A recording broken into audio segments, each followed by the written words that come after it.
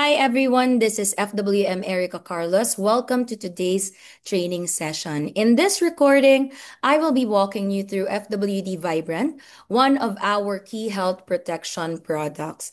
By the end of this session, you'll know why FWD Vibrant was created and what it covers.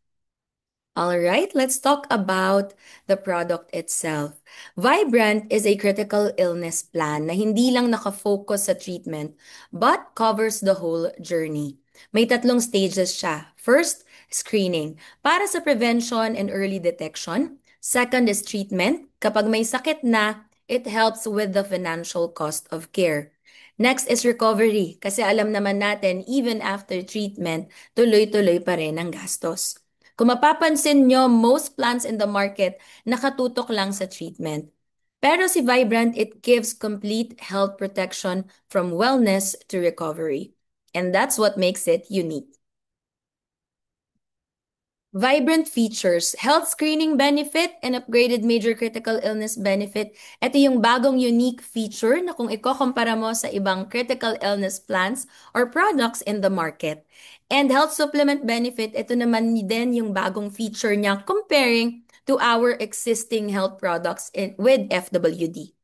Next is the higher minor critical illness benefit, death benefit, maturity benefit, and customizable din siya with protection boosters.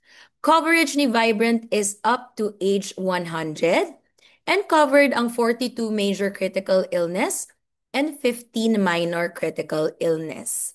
So let's break it down. Let's start with health screening benefit.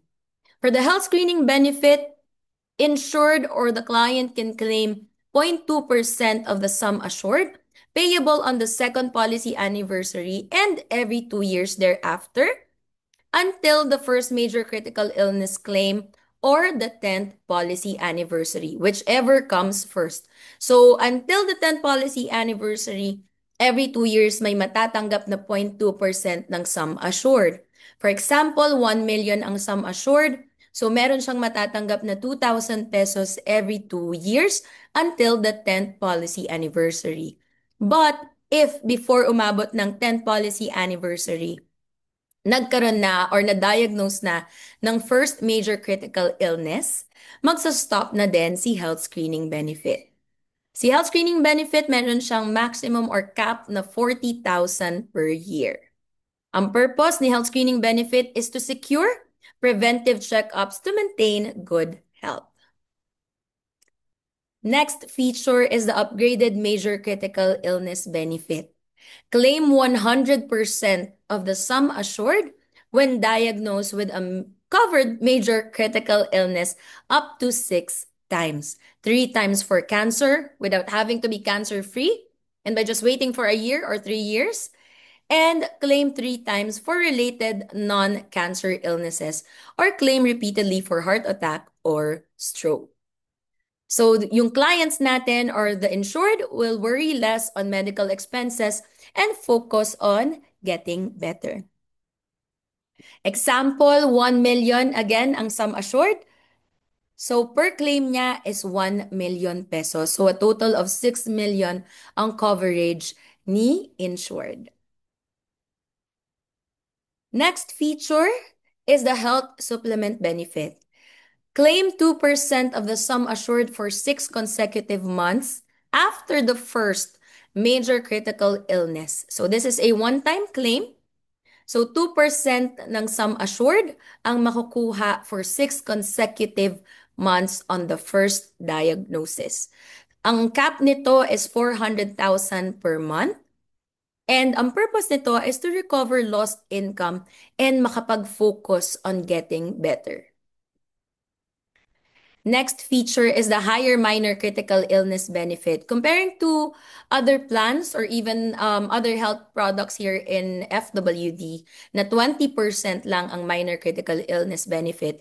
With Vibrant, 25% of the sum assured upon diagnosis of a minor critical illness claim. Meron tong cap na 1 million pesos and this is to prevent a major illness and have more than enough to help you with smaller medical expenses. Next feature is the death benefit. Beneficiaries can claim 100% of the sum assured upon death of the insured if no major critical illness benefit has been claimed. So take note, if no major critical illness has been claimed, may death benefit. But if nakapag-claim na ng at least one major critical illness benefit, mawawala na si death benefit. So this is to assist ang loved ones no ng ating client or ni insured for the final expenses. Next is the maturity benefit. So same with that benefit. This is 100% of the sum assured upon reaching age 100 naman. So ito naman ang makukuha ni insured or ng client natin if no major critical illness benefit has been claimed. So if wala ang naging claim or na-maintain niya ang kanyang good health, makukuha niya ang 100% ng sum assured. So be rewarded for living a long life. Next, as we said, now this is customizable with protection boosters. So you can claim or the client can claim additional benefits on top of the built-in SurePro rider. Meron ng built-in rider si Vibrant, which is the SurePro. So there's SurePro for insured or SurePro for owner. Ito yung waiver of premiums if in case ma-diagnose ng major critical illness and permanent disability.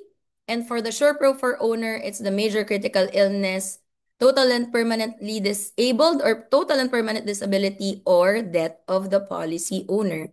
And syempre, meron din tayong optional riders na pwedeng i-attach kay Vibrant. For the details ng riders na to, meron tayong separate na training video for riders. The minimum sum assured for Vibrant is 500,000 and the maximum sum assured or maximum coverage that we can offer our clients is 20 million pesos. As early as 15 days old, pwede na natin mapa-insured ang clients natin, no? Or ang anak ng mga clients natin and up to 65 years old ang issuance age. Meron siyang 5-pay and 10-pay na plan. Coverage again is age 100. With Vibrant, meron tayong kino-consider na band level. Band 1 is starting from 500,000 to 999,999. And band 2 is from 1 million up to 20 million coverage. With Vibrant, since it's a traditional product, meron tayong modal factors. So if annual, walang additional cost. But if semi-annual, quarterly, and monthly, mas magmamahal yung premiums ni client. And ang denomination ng Vibrant is only Philippine peso. So just take note for the upgraded major critical illness benefit, again, can claim 3 times for cancer, 3 times for non-cancer illness. And the policy ends upon payment of the 6th major critical illness claim.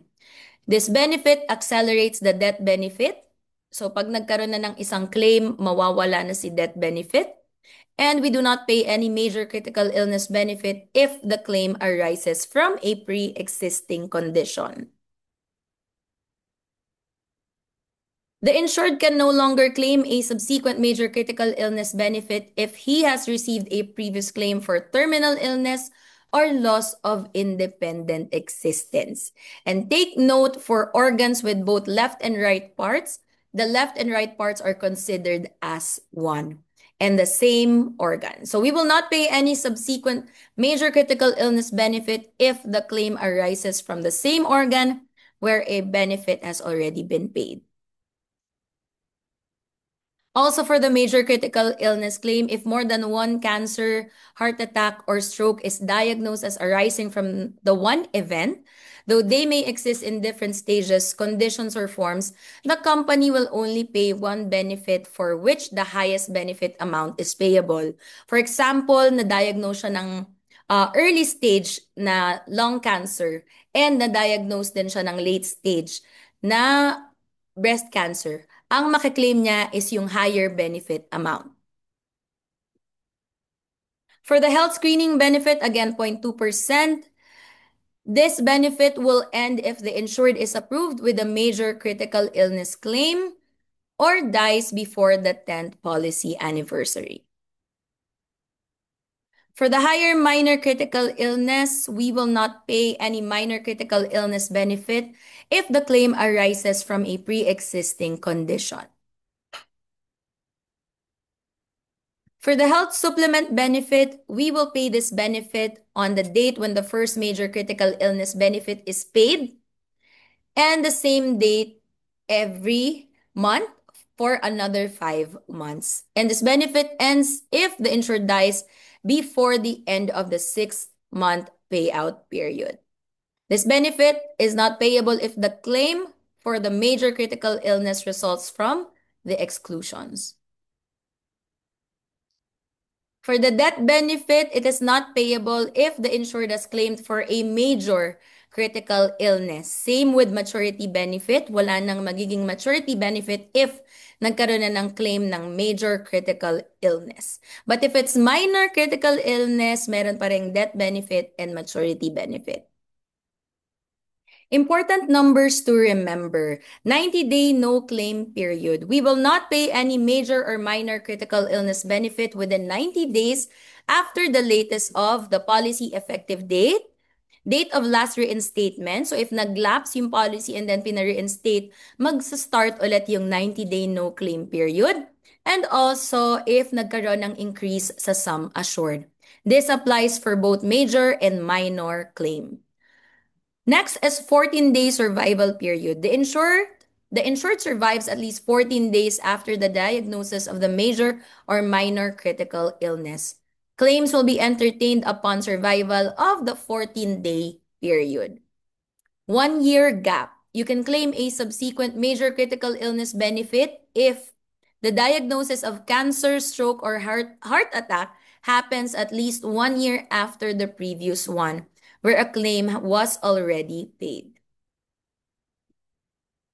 3-year gap. If cancer is continuous, no remission, a subsequent claim or yung sunod na claim can only be made 3 years after ng diagnosis.